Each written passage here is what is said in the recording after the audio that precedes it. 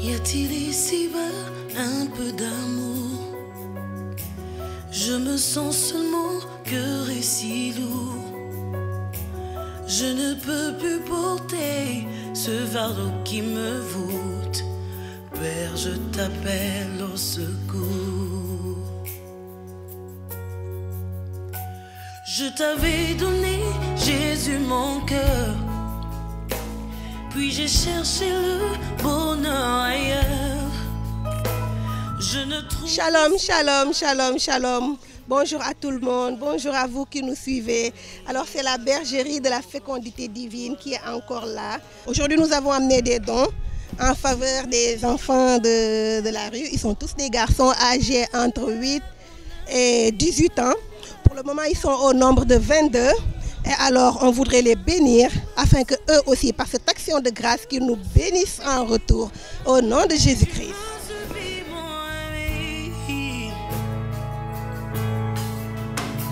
Je t'avais donné, Jésus, mon cœur. Puis j'ai cherché le bonheur ailleurs. Je ne trouve ici-bas aucune paix, aucune joie. Il n'y a d'amour qu'en toi. Tu es Emmanuel, Emmanuel, mon âme. Oui, bonsoir à tous. Nous souhaitons la bienvenue à l'association La Bergerie de la Fécondité Divine. Oui, parce que nous sommes un centre d'accueil des enfants de la rue et nous leur disons grand merci pour avoir pensé à nous. Quand nous avons des gens qui pensent à certaines aux personnes démunies et jusqu'à arriver à nous, ça c'est un geste qu'on ne peut pas mesurer. C'est le geste d'aujourd'hui. Nous sommes là depuis plus de, je peux dire 10 ans maintenant. Personne n'est venu nous rendre visite comme vous. Donc, ce que vous avez fait, vous ne pouvez pas comprendre ô combien ce geste est important.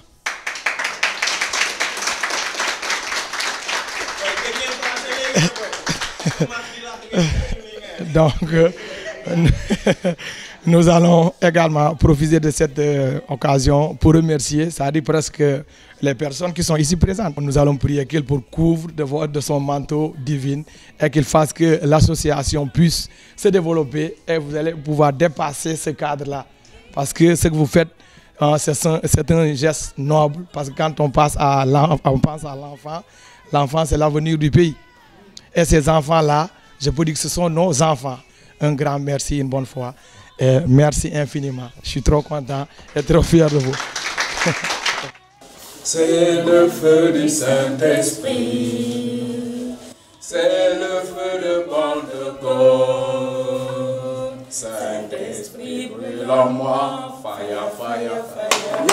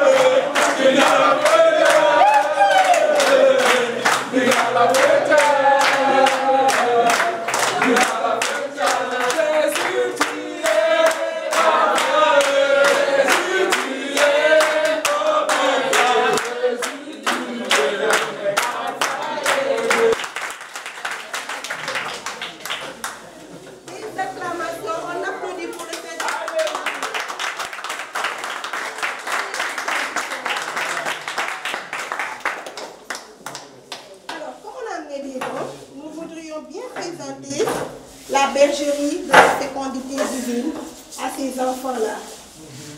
Dans la bergerie, c'est un lieu de prière, c'est un lieu de vie, où la fécondité coule en abondance dans tous les domaines.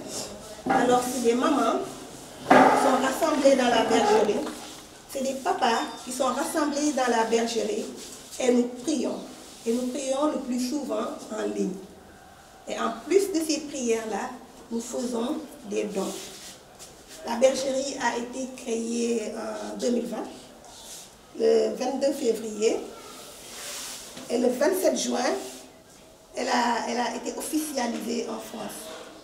Et de la France, on a eu, en dehors de la France, on est représenté dans 10 pays au niveau de l'Afrique. Et dans ces 10 pays, des dons s'organisent et on vient bénir les enfants comme vous, les enfants comme nos enfants. Aujourd'hui, nous sommes venus avec un cœur de père et de mère. Nous voulons vous voir comme nos enfants. Vous allez voir les dons qu'on vous a donnés. Vraiment, c'est pour que vous sachiez aujourd'hui que vos mamans, vos papas, c'est pas beaucoup. Vraiment, je veux dire que c'est pas beaucoup. Mais pour le moment, nous vous avons donné tout ce qu'on a. Et nous vous donnons aussi nos cœurs.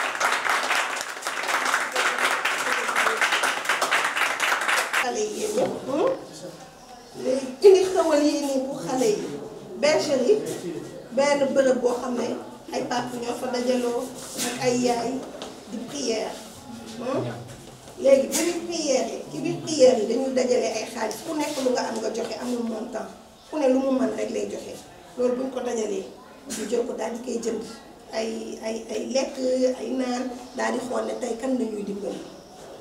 ñun nag dañoo tànn di dimbali xale yi nga xamante ne dañ leen bëgg xoolee comme suñuy doom ñooñu la ñuy bëgg dimbali donc tey ñun ñoo leen indi lii bëgg leen xoolee comme seen papa bëgg leen xoolee comme seen yaay bëgg leen jox suñu xol bariwul mais li ñu dajale yépp lañ leen indil nii ñaan leen nag mu gën a bari man lu ma leen di dénk mooy si biir bergerie bi am na ñoo xam ne mosuñu am doom dañu sëy ay at yu bari amuñu doom te chaque jour dañuy ñaan guddeeg bëccëg pour am doom am na ñoo xam ne bëgg nañu liggéey amuñu ko te li ñu am dañ koy def fii nii amuñu liggéey lu ñu góorgóorlu dañ koy def fii ñu dem xool ay xale yu mel ni comme yéen ñu jox leen ko seen xel tamit na dem si ñooñu ngeen ñaanal leen ñi bëgg liggéey ñu am ñi bëgg doom aussi ñi am ñi bëgg am santé ñu am santé ñun tamit dinañ leen porter en prière ba ngeen màgg dinañ leen ñaanal boole leen suñuy ñaan ba ngeen màgg ëllëg ngeen bokk ci xale yu gën ci réew mi. amiin. sama yaram baa ngi daw. jërëjëf sama yaram baa ngi daw. En fait, j'ai la chair de poule. Marc et Richard, on a grandi ensemble. C'est des gens que je connais trop bien parce que Marc habite à 100 mètres de chez moi et Richard aussi. Donc musuma xam ne ci dañoo suuf mën na ma gars yi dañu toog xool ko li nga xam musuma xam ne faites un aussi bon travail. Franchement musuma xam ne liggéey bu mel ni ngeen fi daj. Ça il faut être humain. Il faut avoir un cœur d'or. Il faut être humain pour pouvoir poser des actes comme ça. Marc est marié, Richard a sa femme ak madame, jabar muy madame. waaw yëpp jël ay xale su bàyyi xel ci ñoom yéen aussi maa ngi ñaan ngeen góorgóorlu dégg waaw ay ministre mën na fi génn ay député yi fi génn ak ay directeurs généraux.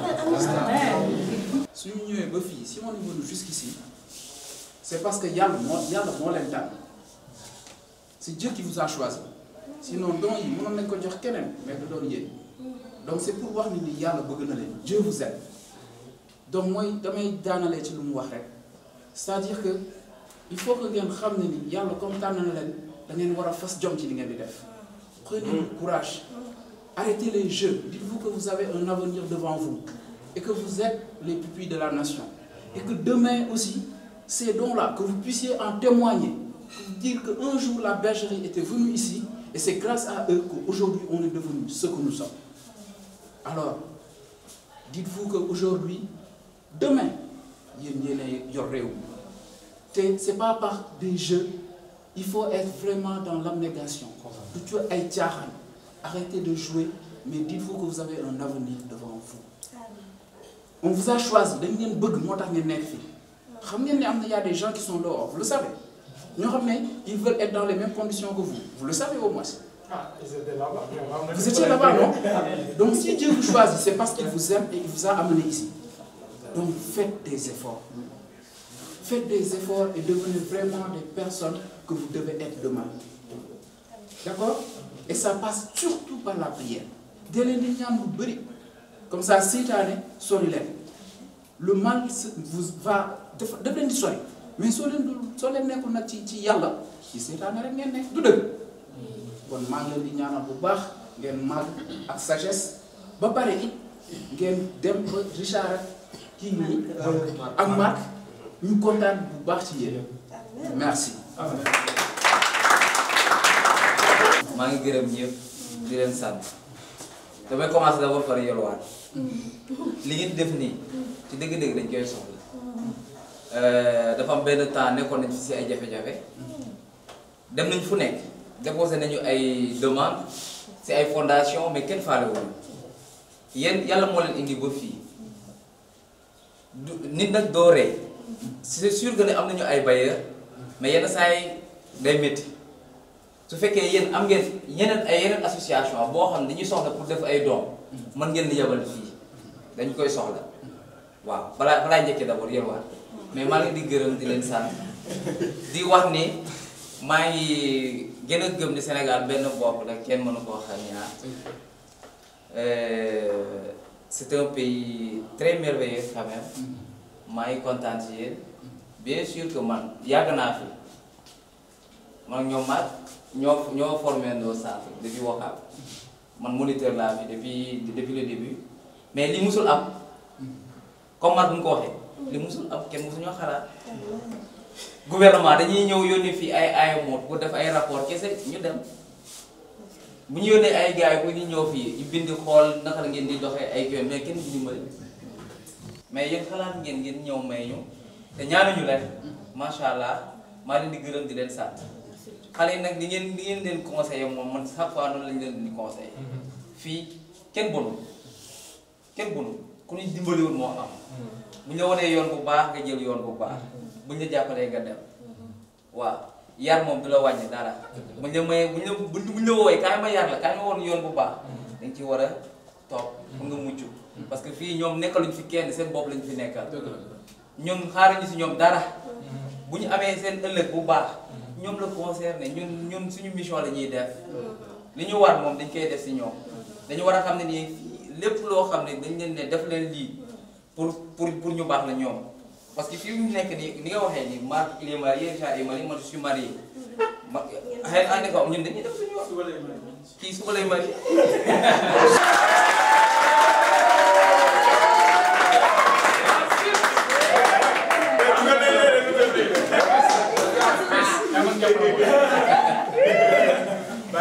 am na suñu beneen grand bi tamit la moo fi nekkul tey xam naa si suuf si la def moom tamit moniteur yi la bokk ak suñu maman toggkat yi ak ñuy pomp ñun ñëpp wax macha allah si yar bi lañ bokk daal si yar bi lañ bokk maa ngi dellu encore di leen ñaanaat di yolwaanaat encore bu leen ñu fàtte war na yeneen association yoo xam ne mën nañ ñëw fi vous êtes les bienvenus.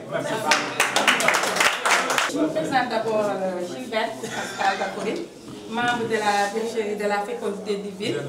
Donc c'est la deuxième fois que je vais semer, mais la première fois je n'ai pas pris la parole. Aujourd'hui, quand on louait tout à l'heure, j'ai senti une voix me dire que je dois parler. Parler pourquoi? Pour bénir ces personnes qui sont là, qui ont créé cette association donc, de la bergerie de la fécondité divine, et aussi pour bénir ces personnes qui sont là pour s'occuper de ces enfants, qui sont des orphelins, qui sont des enfants qui étaient dans la rue et qui sont pris en charge aujourd'hui par ces personnes. Et je voudrais ensemble que nous puissions bénir ces personnes-là qui sont là. Seigneur, tu vois tes enfants qui sont là. ici. Bénis-les. Tu vois tes enfants qui sont ici. Bénis-les. Bénis-les.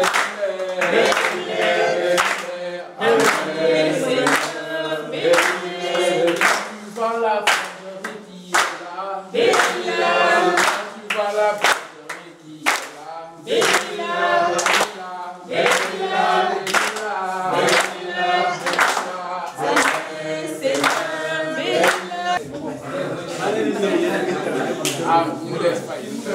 association bi damay ñëw remercier leen ba pare fii àdduna lañ nekk ku si nekk loo def ngir yàlla rek tax jàppale di ko récupérer bis bi ñu fekkee suñu borom donc li nga xam ne ñun moom la leen mën a wax nekk loo xamante ni mën nañ ñëw dafa leen dara wala leneen lenn rek lañ am mooy di leen ñaanal ñoo leen di ñaanal seen association bi 2020 rek ci la yàlla ko yàlla yokk ba si kanam ak kanam incha allah rabbi bëgg neen nag ku ñu gën a jàppale ñu gën a développé suñu école ñu génn école yi ñu nekk parce que du ma ne école bi baaxul waaye jàng mi demeewul noonu soxla ne nag ñu ñuy jàppale nag ñoo xamante ni dañuy génne école yi ñu nekk yóbbu si yeneen école ñu gën a développé suñu jàng parce que ñun amuñu dara lu jàng comme ni ngeen ko waxee ñun ñooy avenir réew mi bëgg neen ku ñuy jàppale nga xamante ni si suñu toogee suñu baax dañuy jàng am lu ñu bëgg doo manqué dara si kër gi boo demee école si doo manqué dara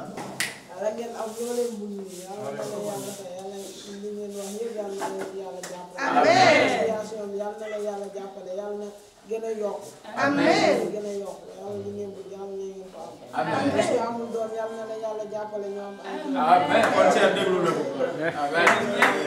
amiin jël ku soxla liggéey ku soxla liggéey yëpp yàlla na ko yàlla jàppale moom liggéey bu baax gën a jàppale association amiin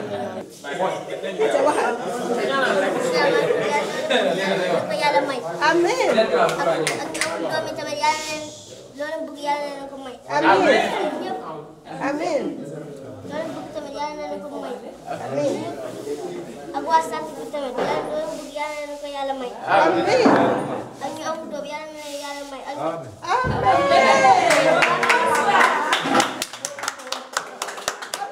rafetlu naa si seen ñëw bi kontaan naa si loolu ngeen bëgg yàlla ngeen ko yàlla may te yàlla ngeen jëm kanam yàlla ñu yàlla musal si seetaane lépp lu ñu bëgg yàlla nañ ko am lépp lu ñu bëgg a jëf si lu baax yàlla ko yàlla may yàlla ñu yàlla jubal si yoon lu baax lépp lu ñu bëgg si suñu xol yéen ko xam yàlla nañ ko yàlla may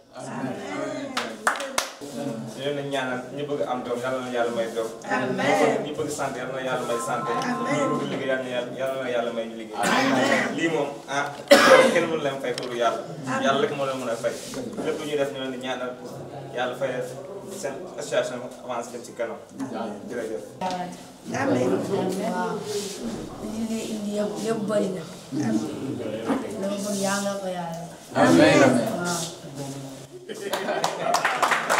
jël photo waaw waaw bu ñu paree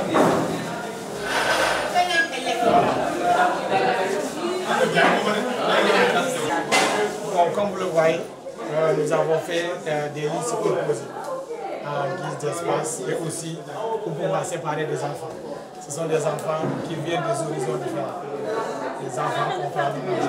C'est pour cela, dans chaque salle, on fait ici on a 3 lits, on fait 6 personnes et un armoire. Ils partagent tous une armoire. Et on fait ce qu'on appelle le classement par âge. Ici, nous avons les plus petits. C'est la chambre les plus petits. Nous prenons des enfants de 8 à 13 ans. fii mooy jardin bi fii la ñuy fooyee seen ba bi fii la nekkoon quoi léegi boy bi fa instant bi dafa am problème moo tax ñu ñëw dëpp ko fii nii léegi dañ leen defar poulailler au cas où su fekkee bailleurs yi ñu am problème parce que tout le temps dañuy am problème ñoom tamit léegi su fekkee seen ginaar yi man na ñu jaayal leen comme ça ñu am palier en attendant ñu jënd seen ravitaillement ak lu ñuy lekk ñu fayale si su dee mën nañu fayale courant ñu fay courant. poulailler bi bailleurs yi ñoo ñu ko may ñoom ñoo def seen collecte de fonds ba mën a jënd boulangerie bi envoyé ko xale yi léegi pour l'instant xale yi dañ ciy làkk mburu bu ñuy ndekkee mais buñ demee ba am doole ñu commencé defar mburu bu ñuy jaay comme ça ñoo ko dugal lépp ci centre bi. bibliothèque bi fi mooy bibliothèque bi ak salle informatique fi la ñuy defee cours parce que dañuy def ay cours en anglais en ligne am na seen professeurs yi nekk États-Unis am na ñu nekk Australie am na ñu nekk Brésil léegi par cours la ñuy organiser tout le temps dans la semaine chaque jour presque am na ñoo xam ne am na groupe koy def cours en ligne donc fii la ñuy jàngee pour salle de lecture tamit salle de lecture bu ñu soxlaa lire fii la ñuy ñëw.